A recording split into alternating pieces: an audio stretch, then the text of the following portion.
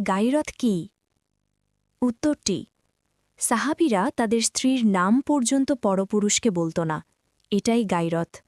একজন গাইরতহীন পুরুষ বড়ই ভয়ঙ্কর। এখনকার সময়ের পুরুষদের গাইরত থাকবে তো দূর, তারা তাদের স্ত্রীর বেপর্দা ছবি ফেসবুকে আপলোড দেয়। আল্লাহুম্মাক ফিরলি। ঘটনা ১।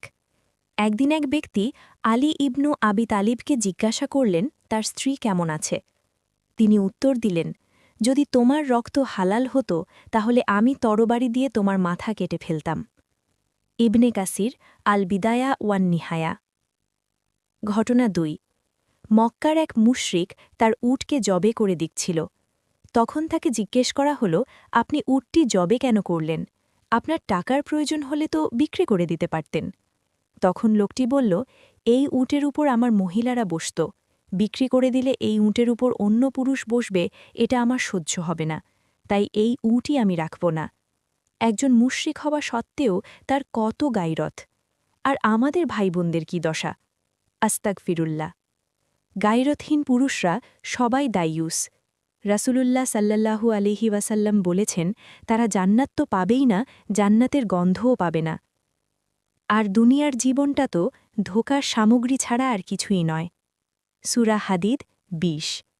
এবং সেদিন জাহান্নামকে আনা হবে। সেদিন মানুষ স্মরণ করবে, কিন্তু এই স্মরণ তার কি কাজে আসবে? সূরা ফাজর আয়াত ২০। স্ত্রীকে সাথে নিয়ে বন্ধুদের সাথে হাসি তামাশা আড্ডায় ব্যস্ত থাকে। বউয়ের চুল দেখা যাবে, তাতে কষ্ট পাবে তো দূর, বিয়ের সময় বন্ধুকে নিজের বউকে দেখিয়ে পরে আবার শোনে, মেয়েটা কেমন রে? বন্ধুদের চোখের খোরাক বানিয়ে তারপর সে বিয়ে করে। আর এটাই নাকি এখনকার ভদ্র সমাজের ট্রেন্ড। আল্লাহুম্মাক ফিরলি। আর এখনকার পুরুষদের গাইরত থাকবে তো দূরের কথা, অনেকে গাইরত কি সেটাও জানে না। হায় আফসোস! এই উম্মার কোনো নারী গাইরতহীন পুরুষকে আপন করে নিছে এমন নজির নেই। হায় আফসোস! এই উম্মার পুরুষরা আজ জানেই না গাইরত কি। মহিলারা আজ বোঝে না গাইরতের মর্ম, বরং তারা গাইরতহীন চাকচিক্যময় নিবেদিত পুরুষদেরই খুঁজে ফেরে হরহামেশা। গাইরতহীন পুরুষরা সবাই দায়ুস।